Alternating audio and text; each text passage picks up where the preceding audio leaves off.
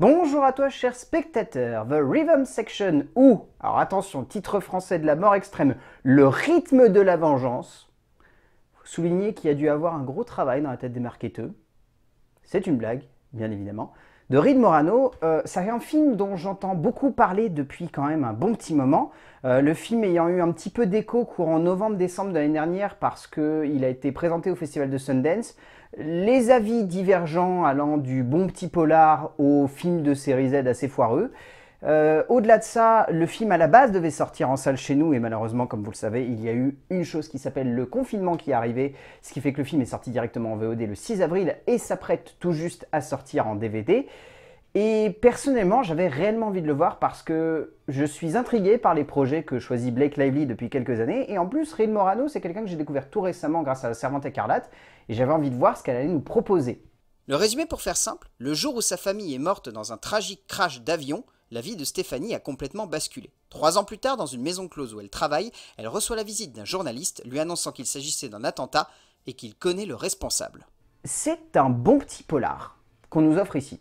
Polar thriller, c'est important de le préciser. Mais en tout cas, c'est une jolie proposition de film sous tension qui veut aller de temps en temps chercher quelques accents autour de l'espionnage, rappelant beaucoup la saga Jason Bourne, notamment par certains aspects. Mais bien au-delà de ça, j'ai trouvé que c'était un film qui avait du caractère et qui essayait au moins d'avoir un point de vue féminin sur un genre qui est trop masculin aujourd'hui. Parce que, mine de rien, faut se dire que l'espionnage et le thriller, ça reste encore quasiment à 75% un genre dominé par les hommes. Et c'est toujours intéressant de voir des femmes essayer d'y amener quelque chose, soit d'atypique, soit de particulier. Et je trouve ici notamment que le regard, au travers de l'écriture de Mark Burnell, qui adapte son propre roman, a quelque chose d'assez envoûtant, passionnant, et ça prend plutôt au tripes, le film ayant un contexte politique assez fort, pas toujours très subtil, mais qui réussit à sonner en adéquation avec son personnage. Le film arrive à être en même temps très terre-à-terre et à la fois à aborder des thématiques un peu géopolitiques, ce qui est plutôt intéressant, c'est pas encore une fois toujours maîtrisé, mais il y a de l'idée. En fait, le film va dans cette direction-là. C'est juste, c'est intéressant, c'est dominé par une envie de la part de la réalisatrice et de l'auteur d'apporter quelque chose au genre de l'espionnage et de thriller. C'est juste que derrière, il y a plein de petites maladresses qui vont avoir tendance à plomber un peu le film. Les histoires de vengeance sont monnaie courante aujourd'hui, que ce soit à la télévision, au cinéma, dans la littérature, bref, il est indéniable que l'art de savoir comment manger son assiette froide est devenu la base d'un exercice de style où chacun a sa manière de voir les choses et de jouer avec les stéréotypes. Reed Morano nous offre ici une vision assez intéressante du genre, pas toujours aussi fine et subtile que celle d'un Ludlum, mais tout de même, la forme et le fond se tiennent pour un thriller des plus glaçants et prenants et surtout des plus justes en termes de montage et de dynamique de l'action.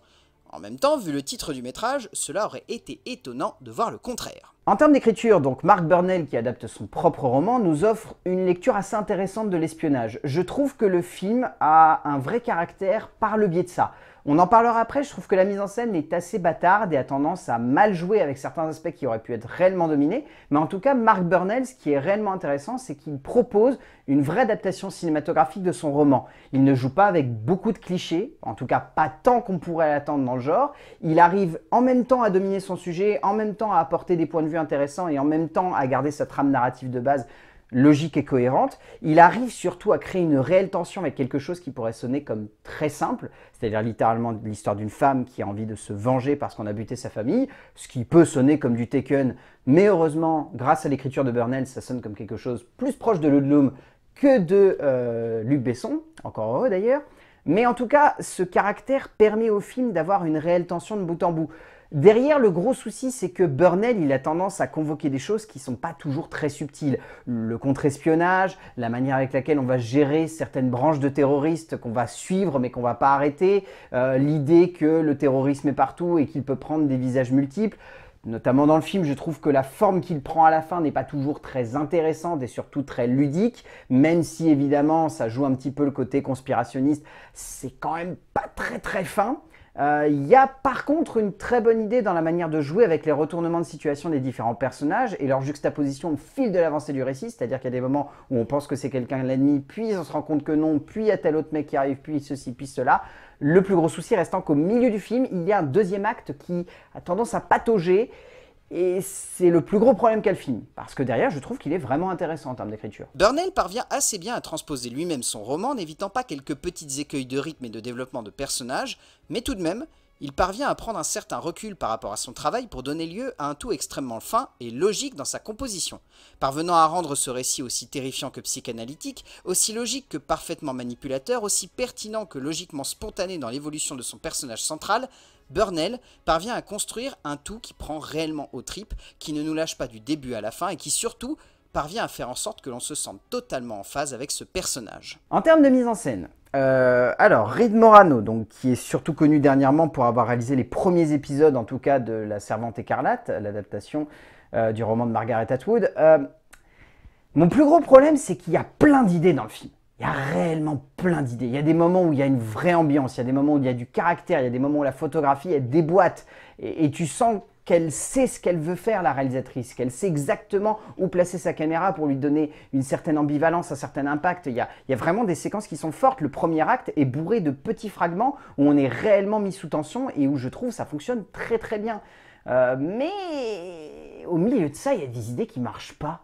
Il y a notamment des plans séquences au milieu du film qui partent d'une très bonne intention et qui, au bout du compte, rendent l'action quasiment illisible. Je pense à une course-poursuite à un moment à Tanger.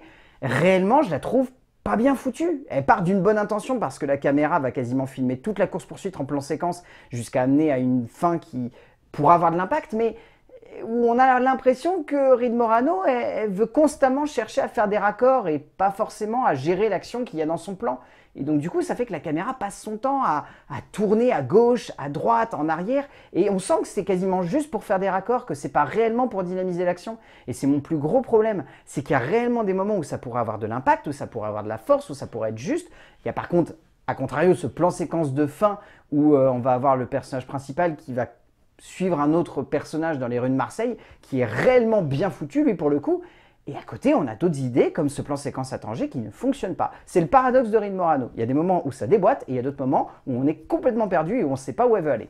Indéniablement, le passage de la télévision au cinéma se fait difficilement pour Reed Morano. La réalisatrice, ne trouvant pas le brio de ses heures de gloire sur la série La Servante écarlate, puisant une certaine forme de justesse dans son propos féminin et intense, dans la construction de son évolution et de son émancipation à l'écran.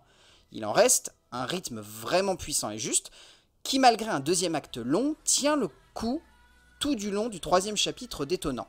Et une photographie qui joue énormément avec l'élégance d'un geste cinématographique parfois hasardeux, notamment dans ses fameux plans séquences, mais tout de même cohérent quant à son intention de base. En termes de casting, il n'y a pas beaucoup d'acteurs secondaires qui arrivent réellement à sortir un petit peu du lot. Je dirais que Richard Bragg s'en sort pas trop mal. Sinon, il y a Geoff Bell, il y a Hugh Scully, il y a Noala Kelly, il y a Tawfiq Barom. Mais alors, la plupart des acteurs secondaires, on ne les retient quasiment pas. Parce que il faut avouer qu'il y a Sterling K. Brown qui prend pas mal de place à l'écran et qui est plutôt cool. Et il y a Jude Law également, qui a quand même énormément de charisme. Et je trouve que c'est les deux acteurs qui ressortent le plus. Le reste des acteurs, honnêtement, ils sont très secondaires. Pour vous dire, il y a même Avzia Herzi dans le film. Il y a des moments où j'étais pas sûr que c'était elle, tellement ils la mettent en second plan. Et par contre, je reste sur le fait que le choix de Blake Lively en tête d'affiche est à la fois très surprenant, étonnant, mais ça fonctionne du feu de Dieu. Et honnêtement, lorsque je repense au parcours qu'a eu cette actrice, je me dis que c'est un truc de fou. Blake Lively démontre ici qu'elle a réellement et totalement dépassé son statut de Gossip Girl pour devenir une actrice de caractère, surprenante dans ses choix cinématographiques et détonnante pour y mettre du physique et de l'énergie. Au bout du compte, The Rhythm Section, parce que je ne dirais pas le titre français que je trouve absolument immonde et qui n'a pas du tout d'intérêt en fait, est un film que je trouve plutôt réussi. Je vois partout que les gens ont tendance à un petit peu assassiner le film, à dire que c'est pas un très bon film, que c'est mal rythmé, que c'est pas très intense. Je suis pas de cet avis, je trouve que c'est un film qui par moments, je l'ai pas trop évoqué, est quasi expérimental dans sa démarche, en montage, en musique, en manière de gérer le rythme, etc. Ça fonctionne pas toujours, comme je l'ai évoqué tout au long de la vidéo, mais il y a des idées qui vont dans une direction qui est plus ou moins intéressante, et ça reste un trip.